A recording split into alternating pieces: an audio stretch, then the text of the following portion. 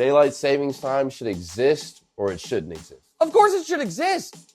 The rare good job by Congress. They're like, oh, you're going to wake up and it's going to be pitch black. So what? I would so much rather it be dark early in the morning than dark early in the evening.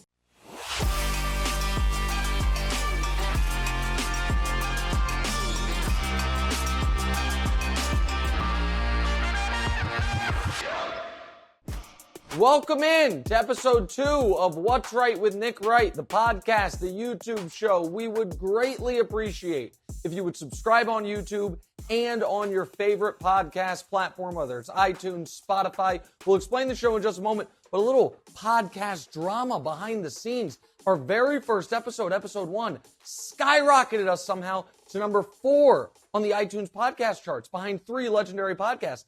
Pardon my take, the Bill Simmons podcast, and the Batard show. Or you know what I should call it? The Stugotz, Mike Ryan, Roy Bellamy, Chris Cody with Dan Batard riding their coattails. Because that's how I feel. Because instead of him being happy for us being right there, Batard got a little scared of the competition, started sending out mean tweets, memes of me. And then it dawned on me, you know why he was scared? You know why he was upset? Because me and the young man you're about to meet in a moment have a chance to replace Dan and Poppy as the greatest father-son duo in sports, television, podcast, YouTube show history. But before we even get to him or what we're doing today, let's talk about what we're not doing today. Here is what is not on the show. No more Batard slander. We're not going to say his name anymore. Aaron Judge not on the show. NCAA upset picks not on the show. And oh my God. Hold on. Damonza, is that true? LeBron James is not on today's show? I don't believe so. Oh my. All right, LeBron not on the show. That's a huge upset. Here's how the show works. It's me against the producers. It's me against the clock. Clock's going to pop up on your screen in just a moment if you're watching on YouTube. I have about 10 minutes in this first segment, so we got to get going. Damonza, what is our first topic?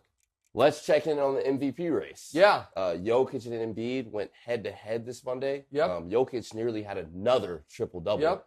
What would Jokic have to do to get your fraudulent vote? Oh, okay. I don't have an NBA MVP vote. Now, why do I not have an NBA MVP vote? I don't know. Maybe because I have the courage to not fall victim to groupthink. Maybe because I'm not a lemming that's just like, well, it has to be Jokic or Embiid or Jokic, just like last year. If you don't vote for Nikola Jokic, you have a bias against Nikola, you're an idiot. No. Last year, I voted Jokic second. Now, I send in my vote, my ballot, top 5. The NBA sends it back to me. One day, they'll give me an actual vote. This year, I would right now have him 4th or 5th. I would have Embiid, Giannis, and Luka ahead of him. Now, there is enough time where Jokic could get my MVP vote.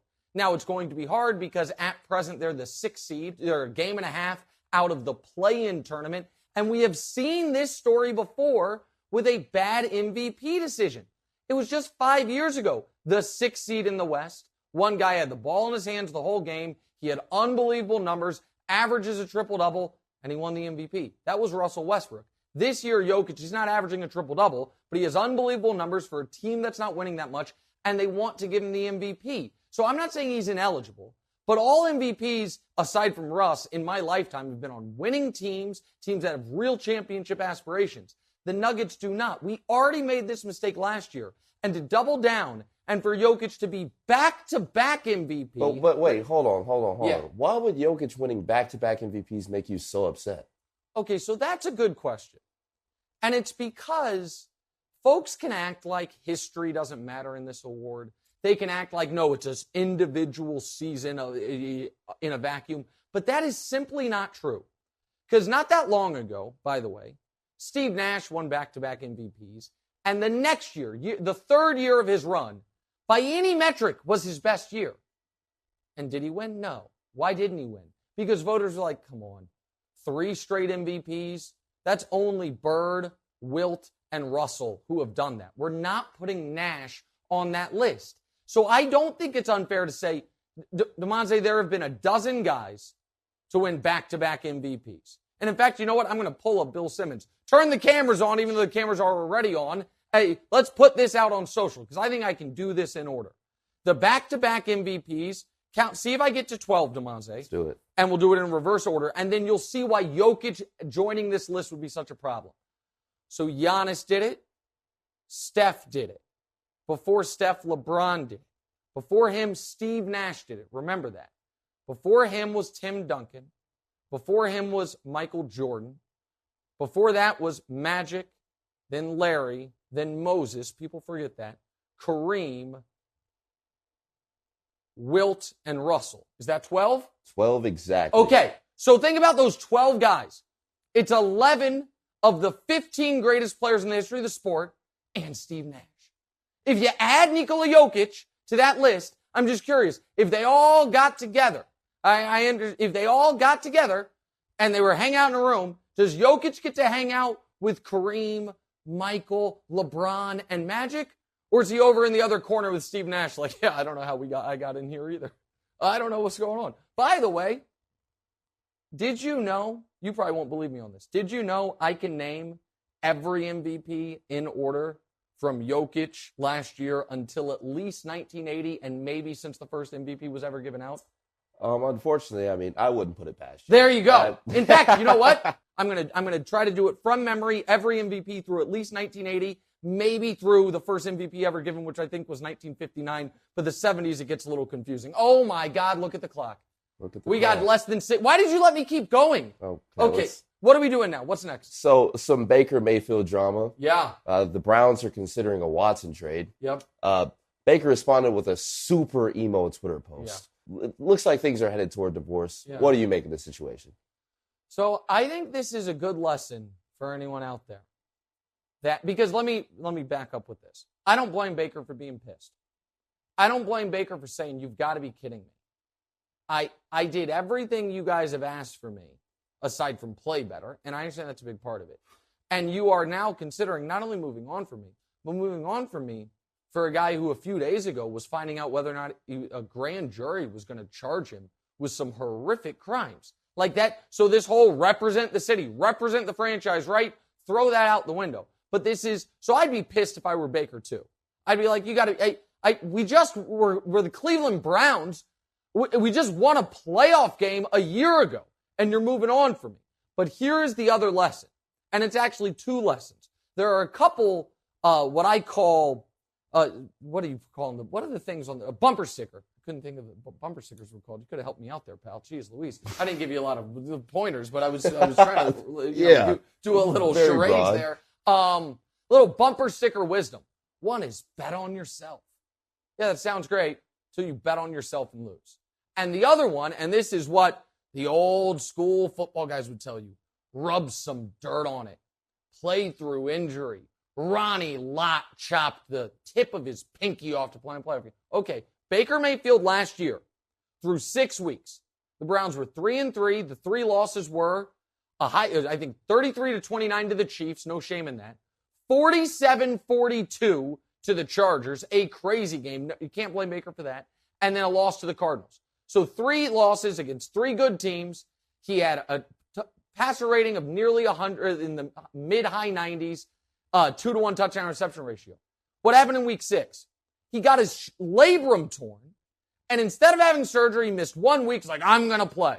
And the rest of the year, he was terrible. The Browns were terrible, and now they're shipping him out. Or by the time you hear this, they might have already shipped him out, and certainly it's on the board. Man, he bet on himself. He played through injury, and everyone applauded him for it. Cost him tens of millions of dollars, and maybe now he has to move cities. So I don't blame Baker for being pissed. I get the Browns wanting to upgrade, but I don't think this has been handled right by any parties. All right, what's next? So the Warriors are looking terrifying again. I know. Yeah. And Steph is looking like an MVP right as they got Draymond back. Okay. Forget this year's title. Do you think Steph could be considered as one of the all-time greats if he needs Draymond Green this badly? Oh, that's an interesting angle. I thought we were going to talk about this year's title.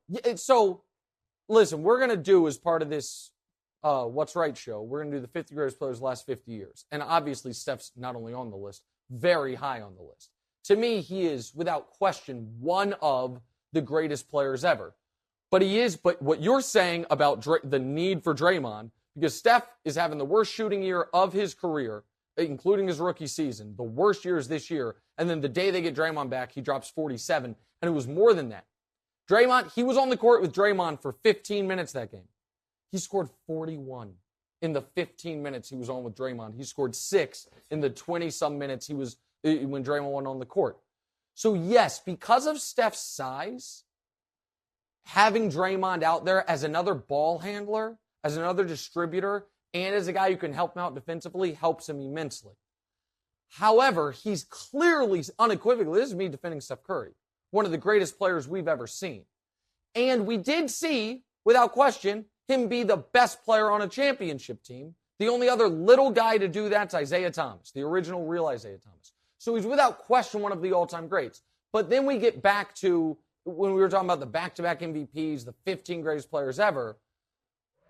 When you measure him up against those guys, hurry it up. Okay, that's my older daughter telling me you got to be quick. I'll be quick here. When you measure him against those guys, then you start to factor in the, okay, how much was he a system unto himself? How much was he in the right system? All those things. Because a guy who has fewer rings, fewer MVPs, but is a better all-time player than Steph Curry, different position, obviously, Akeem.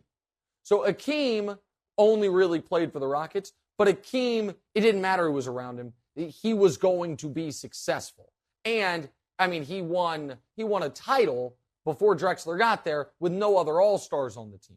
So that's where he's still an all-time great, but if we're talking about top 10 all-time, this type of thing probably cost Steph that. Still clearly, firmly in the top 20 all-time. Okay, we're going to go a little overtime because I see caps on the screen, and we only have 20 seconds left according to the clock. I'm 0 for 2 through 2 shows of actually listening to the clock. Damonza, what's the last topic? We saw Cap throw some passes to Tyler Lockett this week. Yeah. Tyler Lockett says Cap is ready. Yeah. Do you think he ever gets a shot to play football again? No. And, Damonza, you know this. I'm as big of a Cap supporter and fan as anybody. 100%. There's been, probably a half dozen times since we've moved to New York where we've had a package delivered to the house. Right. And I opened it, I was like, oh, it's from Cap. New Air Force One. Yeah, he and I haven't, now I want to be clear on this. I haven't talked to him in the last year. I haven't seen him I haven't talked to him in the last 9 months at least. And I haven't seen him in person in a couple years. But I have been a fervent and vehement supporter of his. And with that, I say, I don't even think he thinks he's getting back in the league. The story with Colin Kaepernick is not that teams still won't give him a shot. The story with Colin Kaepernick is the blackballing was successful. And the NFL can put end racism on their helmets, and Roger Goodell can say, about how he wishes it had gone a different way. And I believe him that he wishes this had gone a different way. But it didn't. And the point of blackballing a guy is to make sure he never plays again. And even if the league now was in a different place, even if I bought a team, okay, or I was the GM of a team, I don't know that I would bring Cap in because it's been 5 years. Like the powers that be won. Now, Cap won the argument. Cap is obviously on the right side of history on this. But at this point, when I see him work out, I think it's more for show and for a reminder of what was stolen from him. Because there was a time shortly after the blackballing started where he clearly was good enough to be a starter. And then there was a time, a couple years after the blackballing started, where he clearly was good enough to be a backup, to be on a roster.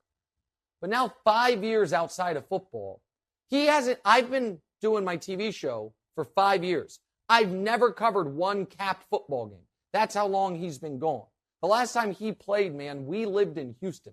Think about how long ago that was. You were a junior in high school the last time Cap was playing football. That's a long time. That's a long time That's ago. a very long time. And so at this point, I don't think teams not bringing him in means he's still blackballed.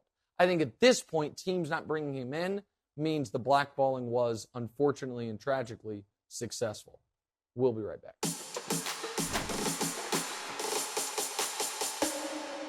Welcome back in What's Right with Nick Wright podcast and YouTube show. I went long in the first segment as I have done each of our first 2 episodes. I'll try to do better for episode 3. So we got to get right to it. Damonza and I are going to play a game. It's a new game. Everything's new. The whole damn show's new. It's called This or That. What's first up, Damonza? This or that. Who is more offended by your latest player rankings between Tatum and Kyrie? Oh, so that's interesting. And these are also 2 of your favorite guys. Yeah. You're a Celtics fan. You love Jason Tatum. We were watching the other night, Kyrie's 60-point game and you're just in awe. Now, we're going to full disclosure, Damonza and I were not like, oh, God, Nets magic about to start. Clear the calendars. But once we saw Kyrie had 30 early in the second quarter, we're like, maybe we should turn that thing on. Before I even answer the question, sidebar, bad job by Steve Nash. Steve Nash, Kevin Wildes made this point on the TV show this morning. He's absolutely right. Steve Nash been running players into the ground, playing them 44, 45, 46 minutes his whole tenure coaching the Nets. Kyrie has a chance to score 70 or 80, and he takes him out early in the fourth because he gets 60. Bad job. But this is a response to, I said with my buddy Colin Cowherd that I thought Jason Tatum was the 18th best player in the sport. He's like, all right, list the 17 ahead of him. So I did, and I'm not going to do it now, but it's 9 guys everyone agrees with, and then there's some argument. Who would you rather have, Tatum or Donovan Mitchell, Tatum or John Morant, Tatum or Devin Booker, Tatum or Paul George? Like, it's in that gray area. But the reason I said that was because everyone's like, oh, Jason Tatum's top 10 guy. I'm like, no, he's not. He might be one day, but he's not yet a top 10 guy. And then we were looking at that list, Damonza and I were, and you were like, hold on.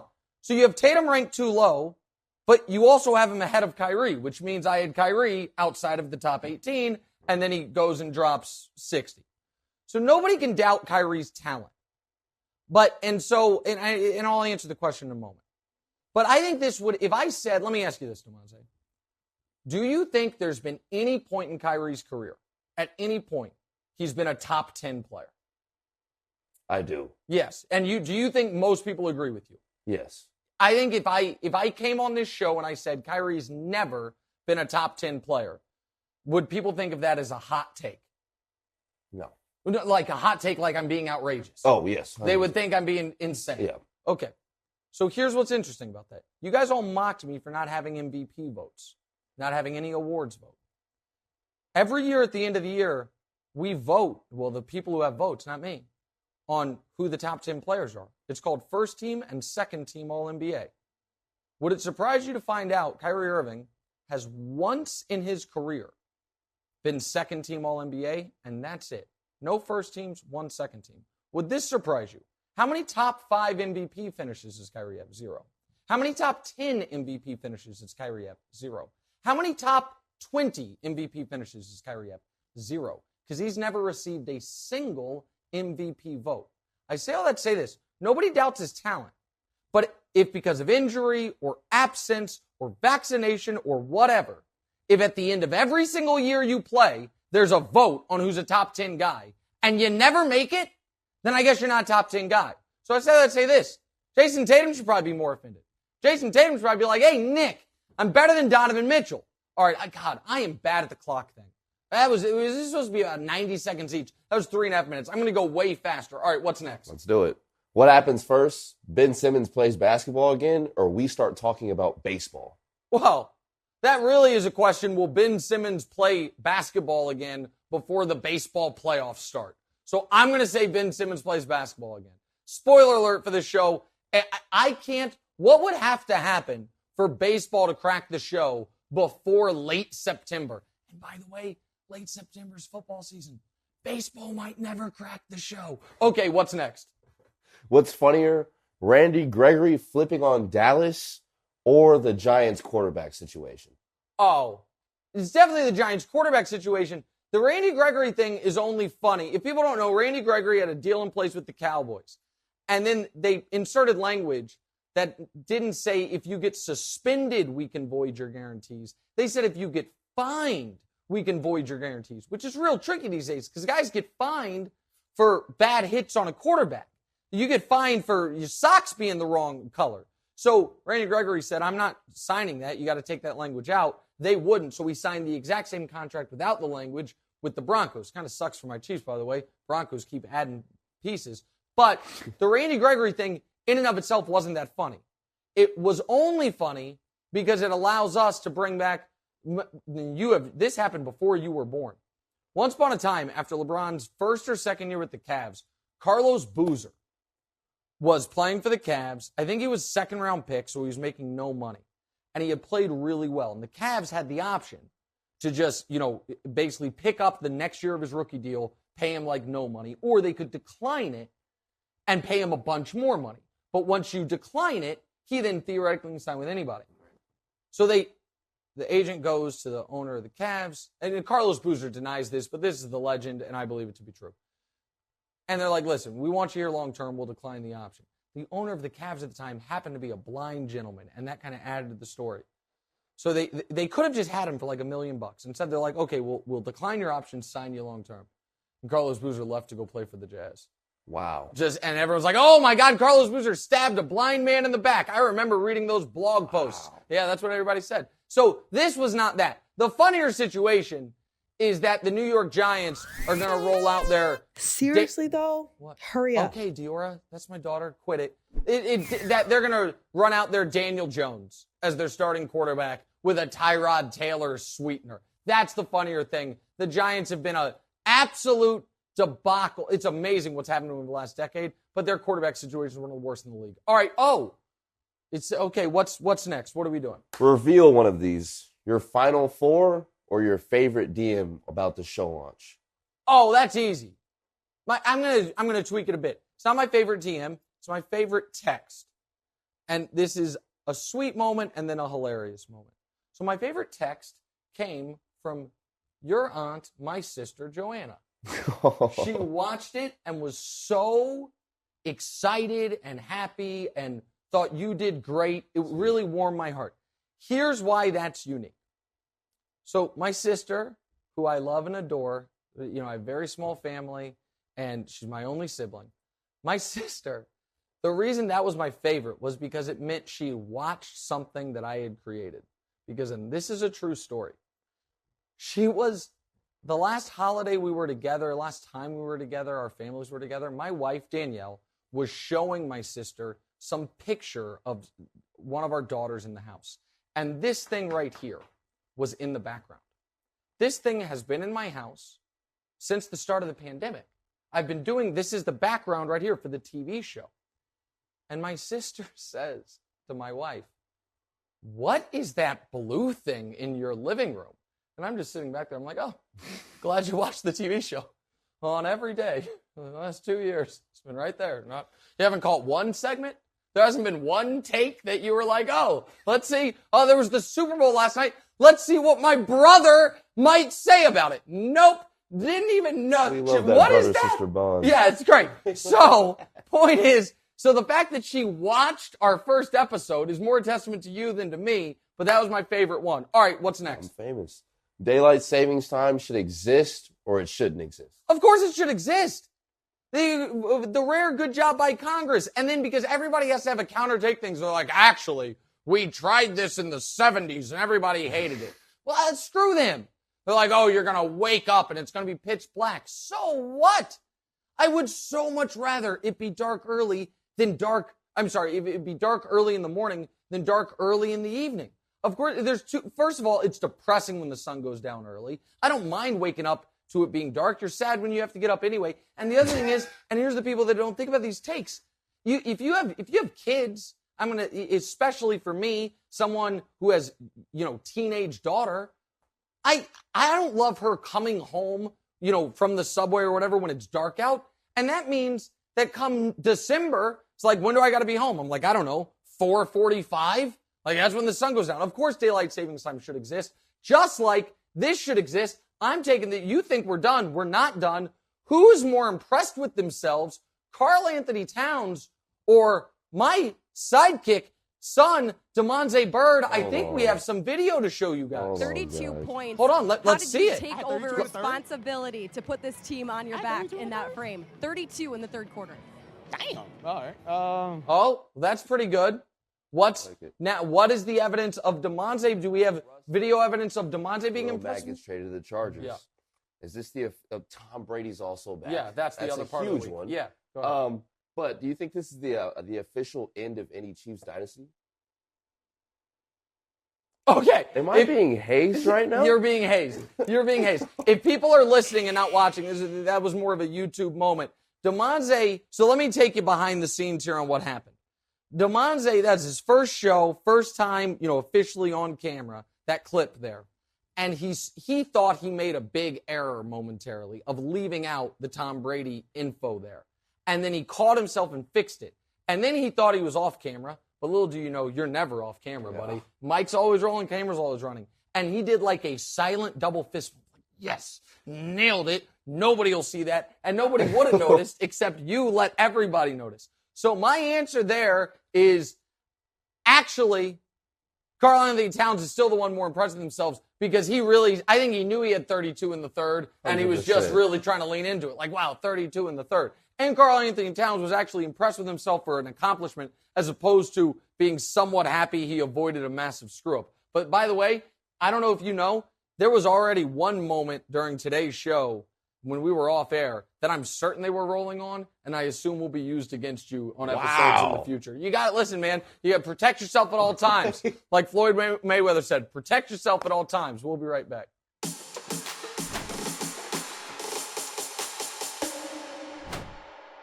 Welcome back in. One last segment. What's Right with Nick Wright podcast, YouTube show. All right, we don't have a lot of time left. I feel like we've covered all the sports for the day. Damonza, what's our last topic?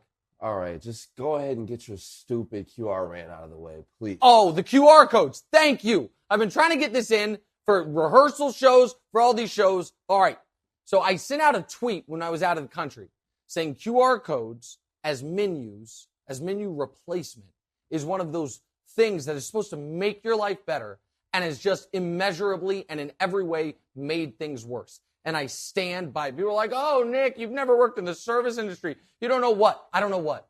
What a pain in the ass it is to be like, hey, here's your menu. Like, oh, Nick, but we like to update them daily. No, you don't. Nick was never a waiter. I was not. That is correct. I was never a waiter.